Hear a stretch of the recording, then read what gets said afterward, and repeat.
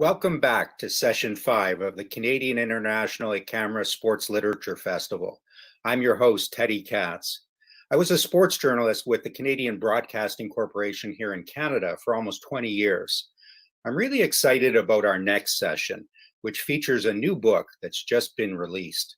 The Thin White Line, the inside story of cricket's greatest scandal.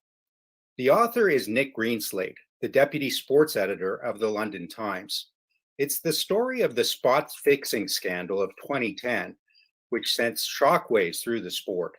It stunned the wider sports world as well.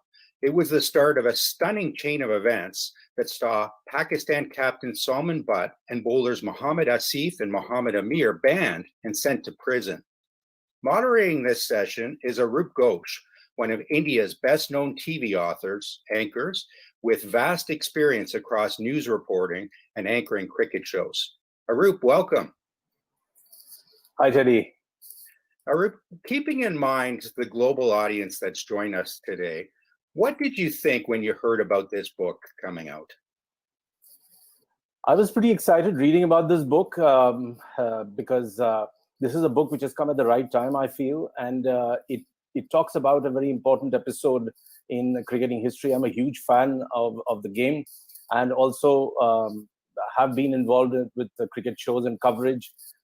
Worked on a long series with Tony Gregg on a series called Back Chat with a lot of Indian stars. But moving away from that, I think this comes at a right time when the IPL is about to be hosted from September 19th at the UAE, and there'll be a lot of interest in it.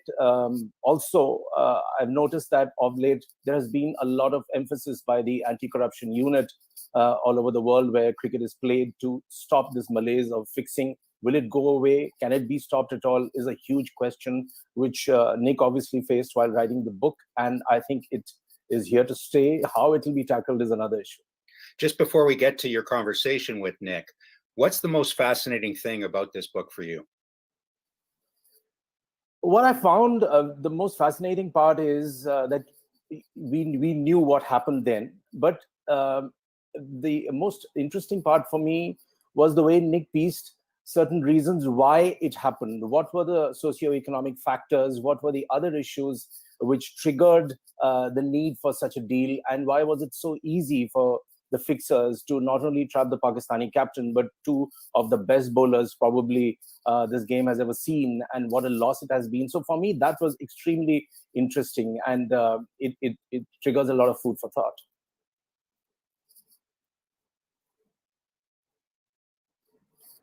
So I'm now joined by Nick, directly from London. Nick, welcome to the show. It's been very interesting reading your book. I'll come straight to the point. Like I was saying, that you highlighted some important issues, particularly the economic disparity between, say, an India and a Pakistan. How much a Dhoni earns in a single season in IPL? How much does a Ravindra Jadeja earn that he came in as a young rookie, and now he has a farmhouse and a ranch and a pub and a restaurant and God only knows what, goes out in a sports car. But when you contrast to what the Pakistanis still get, there's a huge chasm, and that is something that triggers a lot of interest as to why they are so susceptible for fixing and for all the other issues that came up. When you started researching and when you started piecing the book together, what were your thoughts and how did it all begin?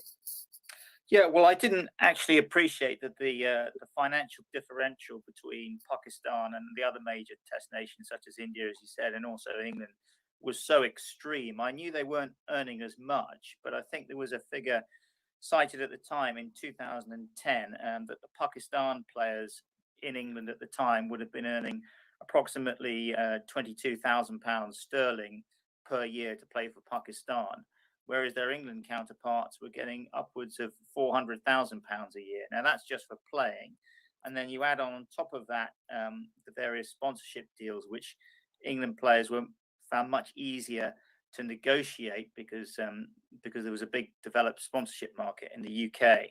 Now, obviously, when you bring those factors together, it's a lot more easily to be tempted if you think you're being slighted anyway in terms of the financial rewards that were on offer to cricket. So I think a lot of people in England needed to be more mindful of that.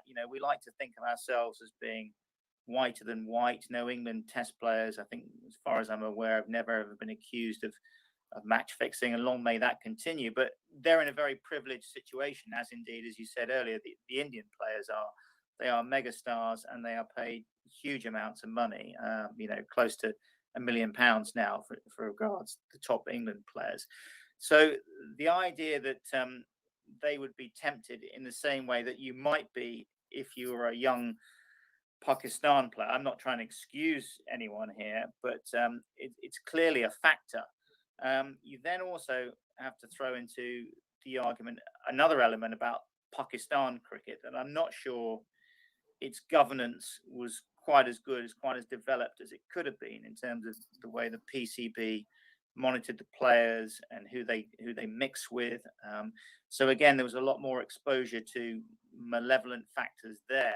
And then you throw in to the mix as well the terrorist attack which occurred in Lahore in 2009 when the Sri Lankan team bus was attacked, and then they were forced to leave their country and were living out of suitcases.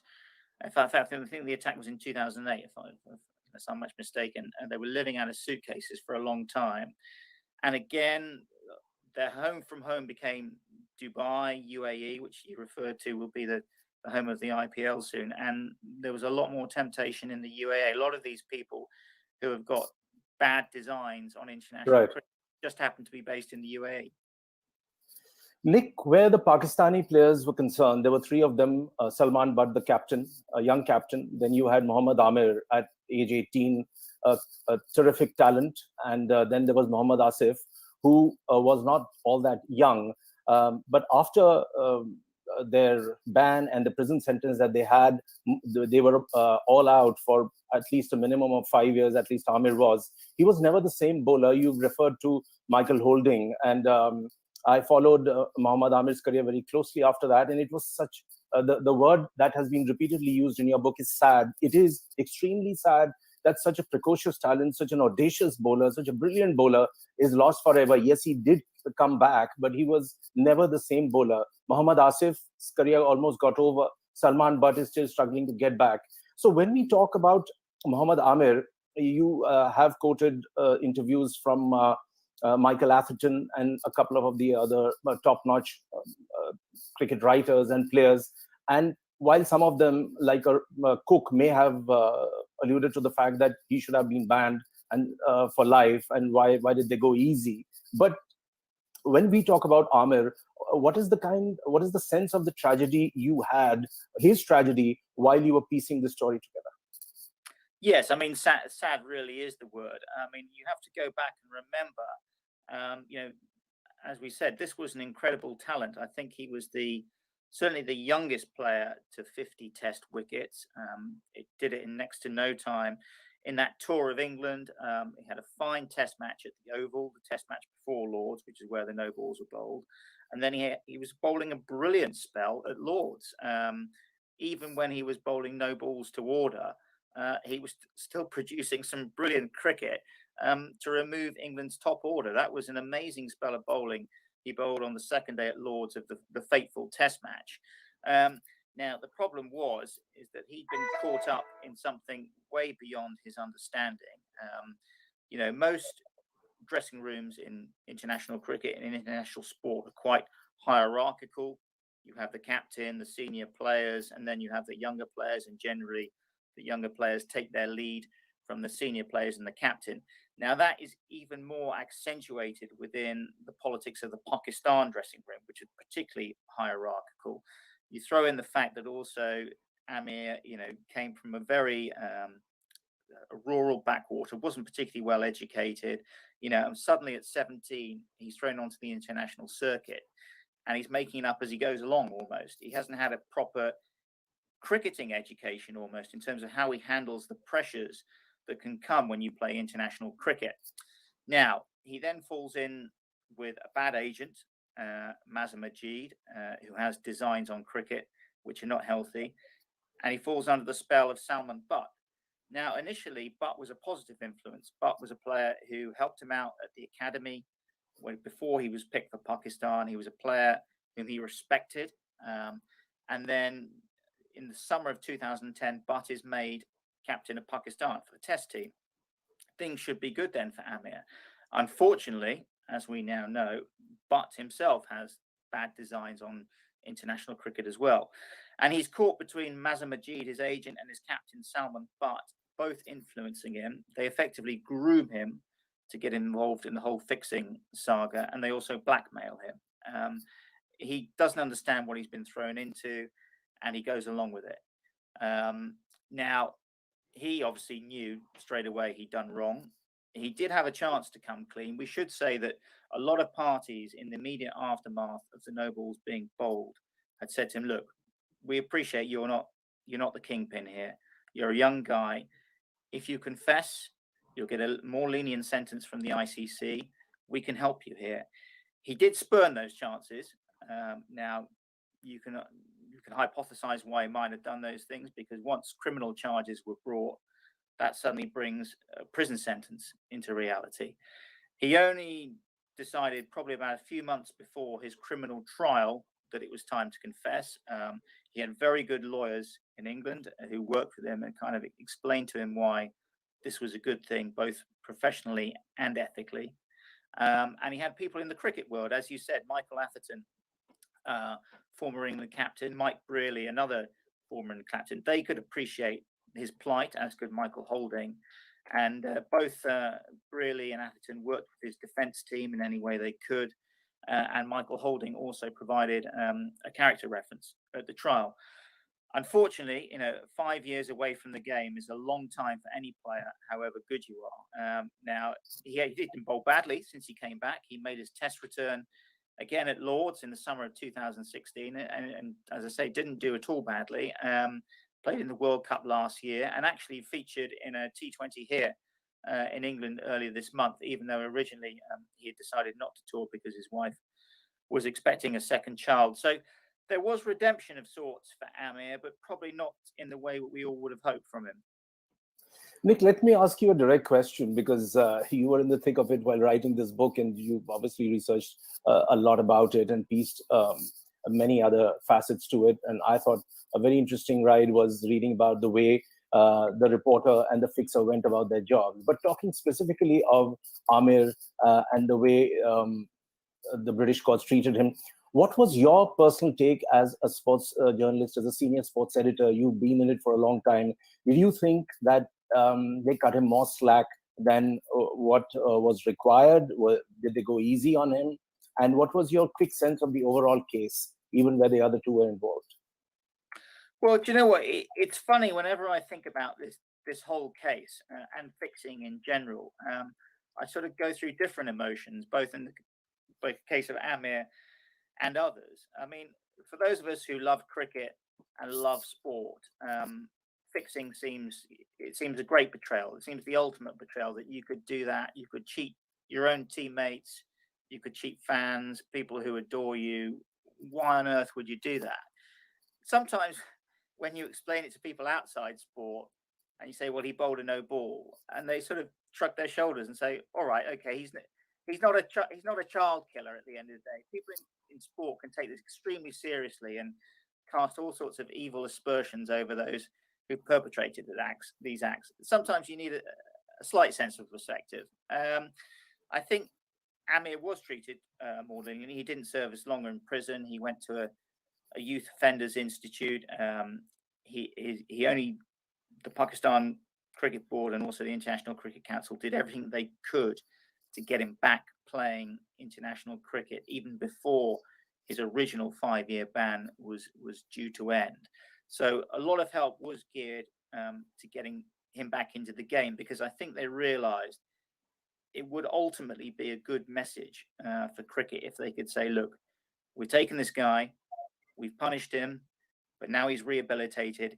He's got a second chance. And second chances are important in the administration of justice, whether it's sport or criminal. You need to be able to give people something, that they can see a light at the end of the tunnel in order to reform themselves. And Amir did reform himself. Asif and Butt got longer custodial sentences, and it would have been particularly hard for Salman Butt because he just had a second child who was born. He didn't see him until he finally flew back to Pakistan when he was released. And obviously, they're also in prison in England, a foreign country, away from their family. So they certainly didn't have an easy ride. I think Butt would have served about 6 months of his sentence, which I think was 2 years, Asif slightly less. So I think justice was done and justice was seen to be done. And also they had bans as well. Asif was always going to be a bit too old to come back at the peak of his abilities by the time his ban had expired, but still continues to play in Pakistan. But I think an international recall will not be happening for him. Okay, coming to the News of the World reporter, Mahmood. Now, you make a very interesting contrast. One is his time as the ace reporter at NO2W, and whatever he touched seemed to turn into gold. He was backed with money, the massive power of the organization. And then there is an interesting contrast post this entire incident where the organization folds up and he joins the Sun, and they don't back him on a particular sting operation, which leads to his arrest. When you contrast this reporter working for News of the World and then later for the Sun, what is your personal take on the way he functioned? Did he really mess it up later, or he wasn't backed enough? And as the fake Sheikh and Mohsin Khan, which he was well known, did he really put himself out on a limb later? I wouldn't say that the Sun didn't back him enough. I mean, just a bit of context here. I mean, as you say, Mazhar Mahmood, when he worked for the News of the World, everything he touched turned to gold. He was the most famous, certainly most famous tabloid reporter of his generation, and probably the most well-known British reporter at the time. The fake Sheikh was a well-known persona. The News of the World was comfortably the largest selling national newspaper in the United Kingdom, and he was its star man. His name across the investigation got people reading, and he did exposés of celebrities, actors, other sports people, but also exposés of criminals who were plotting to do various crimes or had done various crimes. So his name was an illustrious one within the News of the World stable. Now, he breaks the story of the spot fixing in August 2010. It's probably his finest hour. Within 11 months, the News of the World has to close because of the torrent of phone hacking allegations, which had overwhelmed the paper and the Murdoch business empire at that particular time. So the News of the World closes. Clearly, he's important to the overall company because he, as I said, is the most respected, most famous reporter on its books. So they look to keep him on side, keep him within the company. And 6 months after the News of the World closes, the Sun on Sunday is launched. The Sun hitherto had been a daily newspaper, but the News UK or News International, as it was at the time, the parent company, wanted to get back a lot of the readers whom it had lost when the News of the World closed.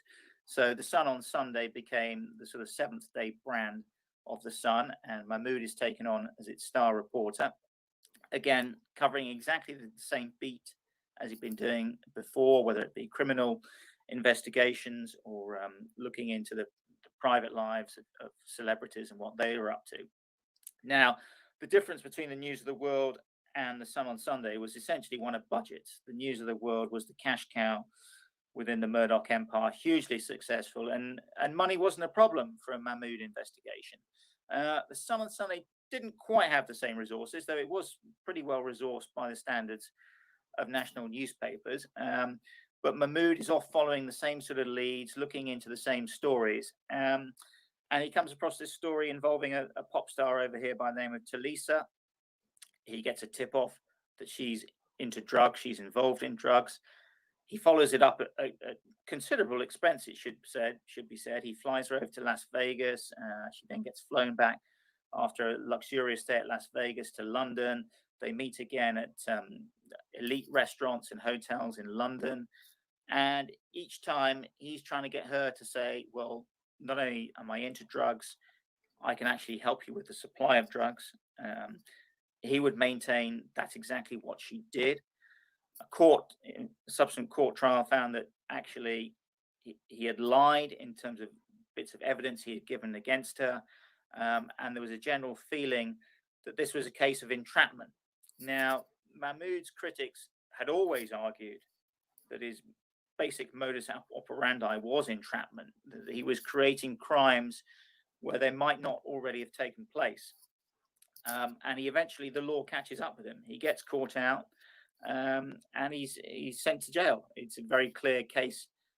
Although he pleads not guilty, the jury didn't take much time to decide that he was guilty. And he, like the cricketers before him, ends up in jail. It's important to add, however, throughout all of this, that the fixing story, never a case of entrapment, because a lot of circumstantial evidence from Majid that he was already involved in the fixing world, and no element of phone hacking, which brought down the news of the world, said being involved in this case either.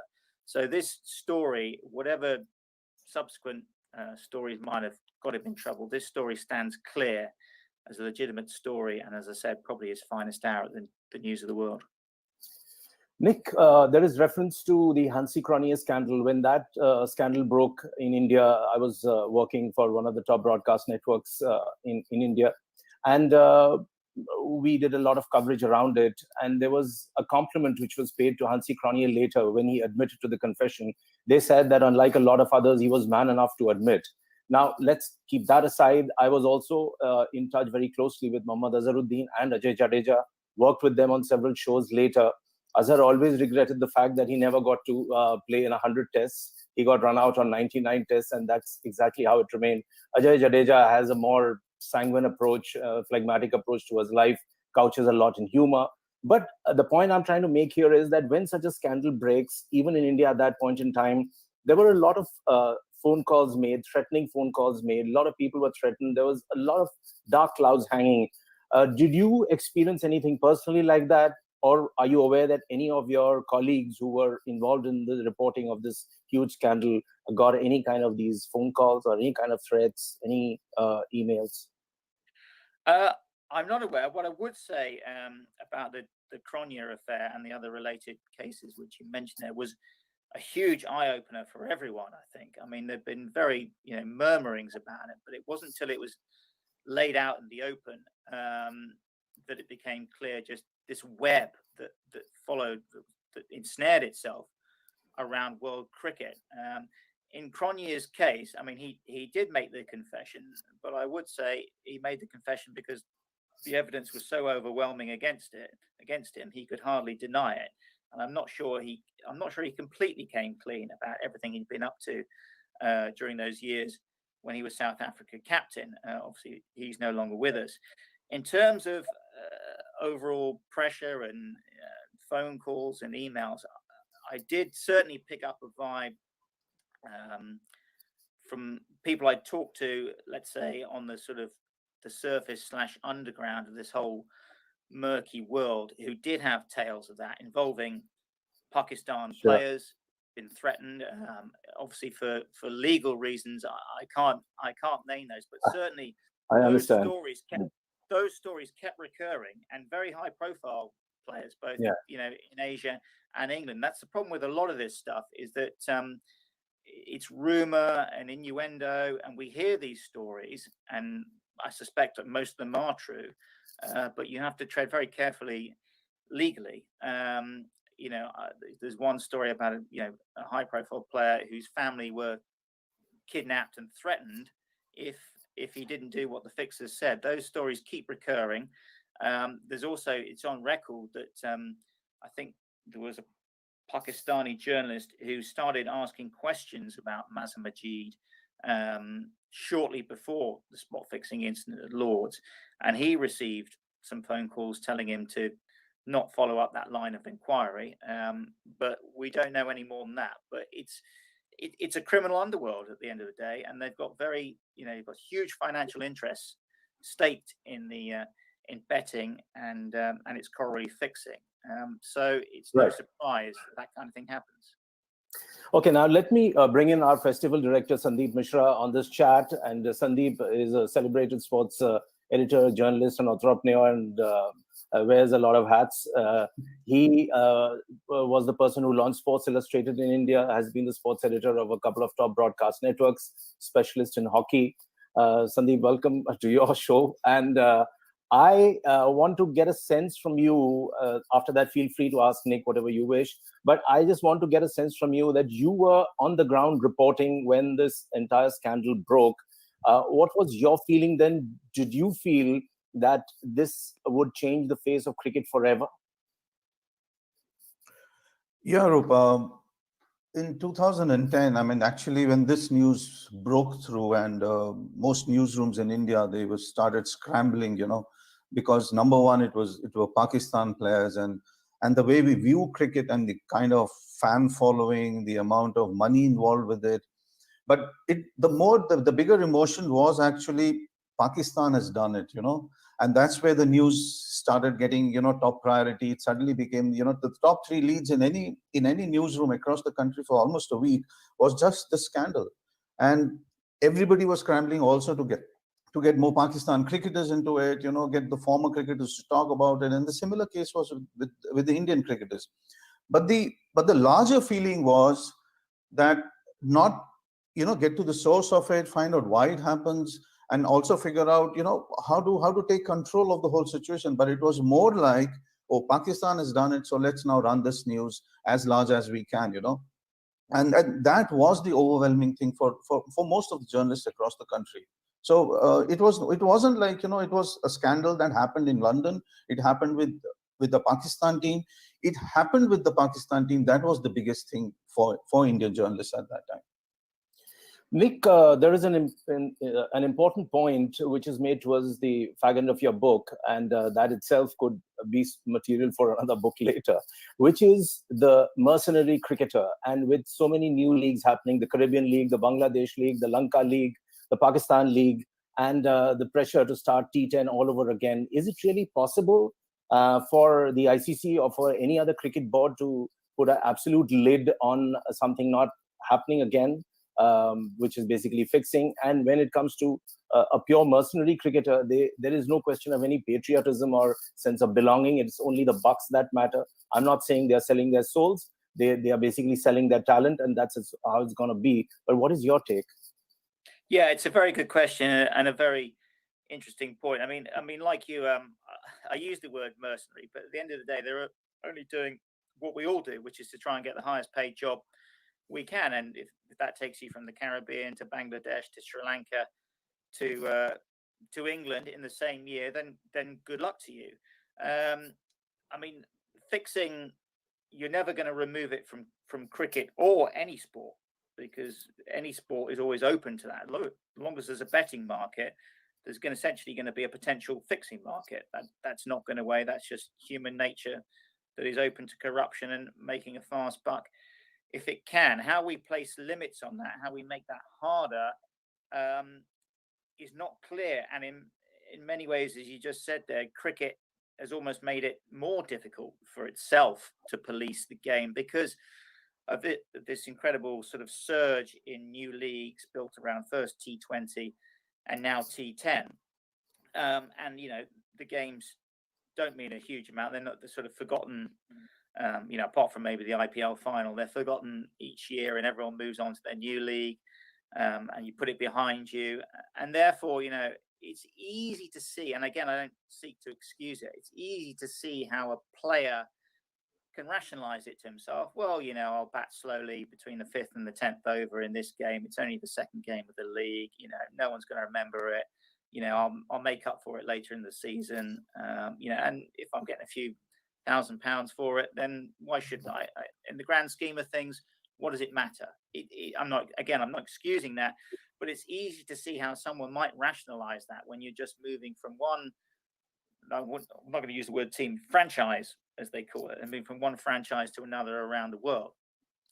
There's a few other points that need to be made against that, is that a lot of these leagues which are now popping up are popping up under sort of private, under the private enterprise. It's 6 o'clock. Makes it makes it harder for the authorities to police. And they are popping up in countries, again, where the law enforcement capabilities to root out the cancer that is fixing are not as developed as they might be in other more established cricketing countries. Sandeep, 2 quick points. One is the ICC anti-corruption unit recently held a press conference, and they said that some of the top bookies in the world are Indians, and they are willing to name them. That was point number one. And the other interesting development was a great sub-con player like Shakib Al Hasan, easily one of the best all-rounders of the game, had to sit out for almost a year because he did not report to the ICC about an overture being made to fix a match. Do you feel the screws are tightening because of these developments? I really don't think so. I think we've had chats on this. I mean, even outside of the newsroom and inside the newsroom, and the amount of rumors that keep floating across the subcontinent. And when I say subcontinent, I mean India. I mean, you look at the way the IPL has gone around. You look at the 2015 scandal. We are talking of a 2010 scandal there. What happens to CSK being banned? Rajasthan Royals being banned? And, you know, Nick is right about the money part. But when you look at the money, I don't know if Nick has this figure. The Federation of Indian Chambers of Commerce and Industry said that in 1 year, in just 1 year on cricket matches, 300,000 crores are being betted across India in illegal betting. And I'm not talking of legal betting here. That 300,000 crores is approximately $40 billion plus, which is more than India's defense budget. Now, how do you bring this whole thing into perspective? You know, it's like, I think I should be asking Nick here. I'll just bring 2 parallels, one track and field and cricket. I remember Gatlin being booed in the 2017 World Athletic Championships. He just won the medal out there. Nobody expected him, but he was booed off. And the same thing is now with cricket. Well, the question is that will there be a time, will there be a point where the fan can be convinced and the fan can say the match that I watched was completely clean? Will cricket ever reach a stage like this, or are we just going towards something where we are just turning a blind eye to, which is match fixing, not even match fixing, let's say spot fixing? Well, I would say it's a good example you cited there with Justin Gatlin, because athletics certainly has a problem with people asking, is this real? Is what I'm seeing really real? Just as cycling had a huge problem and still does have a huge problem with the legacy of Lance Armstrong. And both sports are culpable for not having taken stronger action earlier. So they've only got themselves to blame for that. I don't think we're quite there yet with cricket, I would contend. I mean, at the end of the day, there's a huge amount of cricket played internationally, or at least there was, obviously, before the current COVID crisis. There was a huge amount of cricket played internationally, and I would contend that, 99% of that was probably clean. At least I hope it was. I'm not sure there's quite as much cynicism yet about cricket as there was about those other 2 sports. Also, because you have to remember that cricket is a team sport. So in terms of fixing results, it's a lot harder to fix a cricket match than it is if you just want to take steroids and win the Tour de France or win the 100 meters or 200 meters in Gatlin's case, I think it was. So while I wouldn't be complacent about the challenge facing cricket, I don't think it's quite at such a dire end yet. The only thing that does worry me, and it's a thing that countries are slowly catching up on, is this idea of having legislation which criminalizes fixing. Now, Hansi Cronje was the most famous fixer, you could argue, in cricket before the Pakistanis. Now, Hansi Cronje was disgraced, but he didn't face any criminal charges. In England, they eventually managed to find a part of the statute book where they could bring criminal charges against the 3 Pakistanis. Now, once you know that not only could you get a ban for 1, 2, 3 years, but also you could end up behind bars, as the 3 Pakistani did, that's a much stronger deterrent than just a fine or, as I say, a ban. Now, Australia have put the measures in place to ensure that you can be prosecuted for fixing. I'm not sure whether that's true of other leading nations within the cricket world. Maybe you can enlighten me. Have India and Pakistan got those measures in place? Nick, I just got to know that Sri Lanka was the first nation in Asia that criminalized this entire process of illegal betting and fixing, and they've got very tough. And that happened when Arup Ghosh, the minister, Sri Lanka minister, kept referring to the 2019 World Cup final being fixed, and I think there is a mention of that also in your book. And that is when Mahila Jayawardena and Sangakkara got very irate and they hit back, and then he completely backed off. So Sri Lanka is the only country, and there is now pressure on India to do so. Come in first, Sandeep, if you think that's possible here with so many other complications. I really don't think so. I mean, the IPL has really given the game a huge boost, in terms of money power, financial power. The players are making a lot of money. Australia is playing there. The England players are there. Of course, Pakistan is not there except for the first IPL, which is sad because they've got a tremendous bunch of players. But if you just look at the IPL now, which is going to be held in Dubai, why is the anti-corruption unit not there? That's a big question that a lot of people are asking. And off the field, the rumors are already swirling that most of the bookies, which people say are from India, most of these bookies from London, from India, from South Africa, they're all now coming to Dubai for the IPL. So who's going to raise these questions? I didn't see these questions raised in the media. Why is the ACU not there? I mean, even inside the dressing rooms, even outside of it, you usually have these people. So why has the IPL stopped these people from coming inside? I mean, this is a very big question, and this is a very important question at such a juncture where there is a lack of trust. I mean, I don't know if you remember Chahar for CSK in 2019. He bowled 2 consecutive no balls in the 19th over. Even Dhoni came up to him and said that, "What the hell are you doing?" But it could be just two no balls. But in the environment that cricket is right now, those 2 no balls were headlines. It wasn't about poor Chahar, he just might have, he said that, the ball slipped out. But 2 consecutive no balls in an Indian Premier League, it just raises questions, because those 2 balls are worth how much? 10 million, 15 million, 20 million? You can let your imagination go wherever it wants to.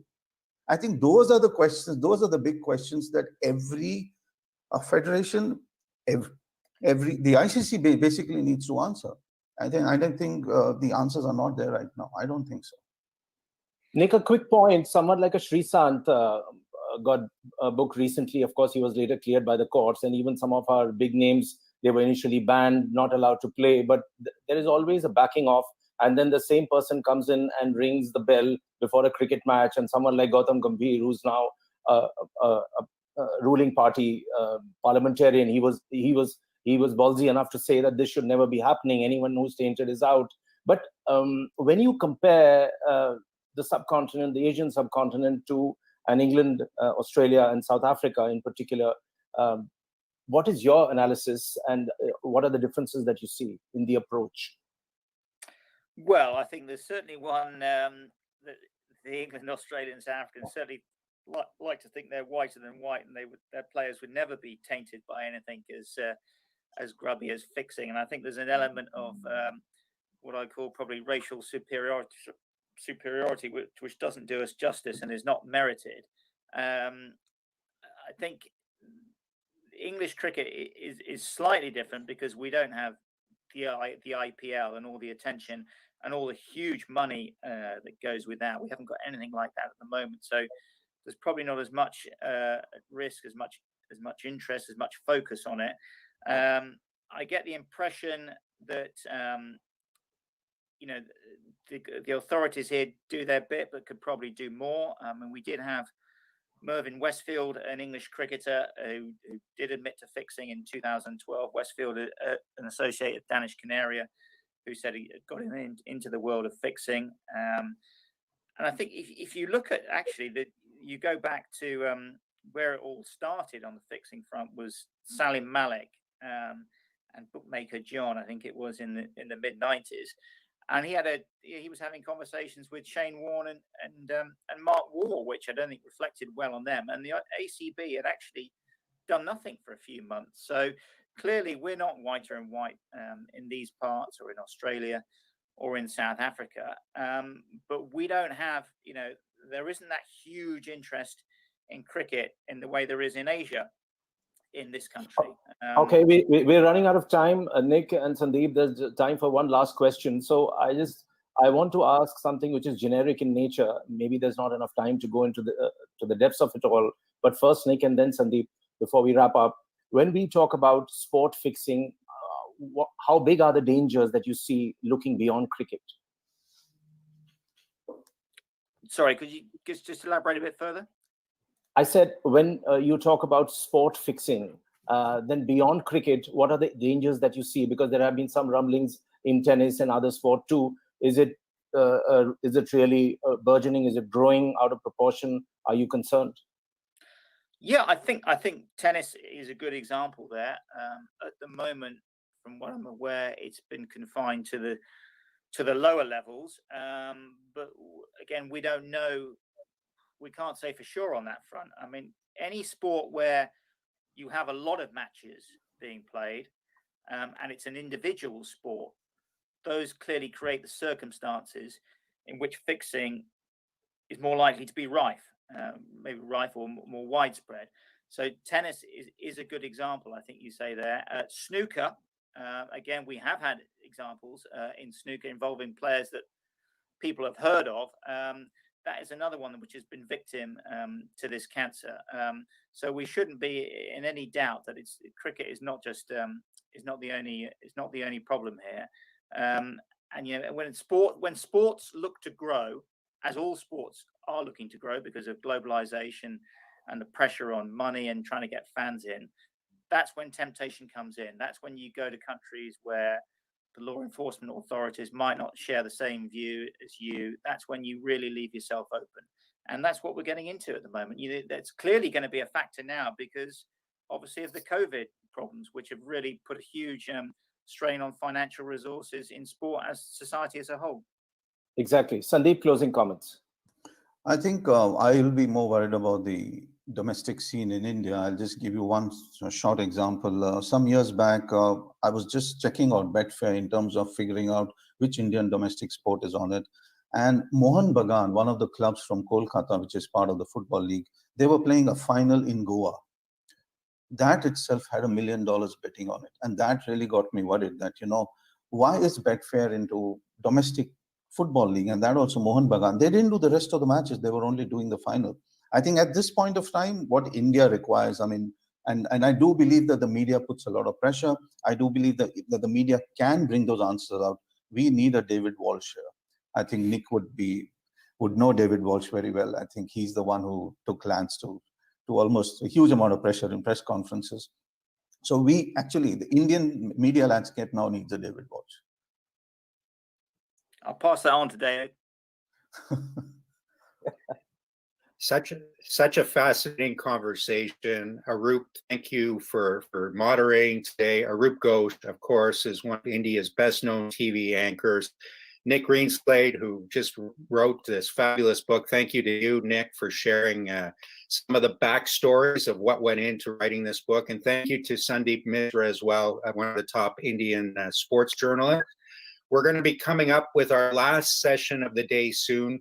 COVID-19 has changed many of our worlds these past 6 or 7 months. And our last session will examine mental health, sport, and resilience with 2 Canadian athletes and authors who know this topic very well.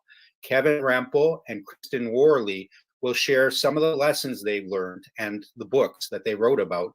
That's coming up in a few minutes here at the Canadian International Ekamra Sports Literature Festival. Stay tuned.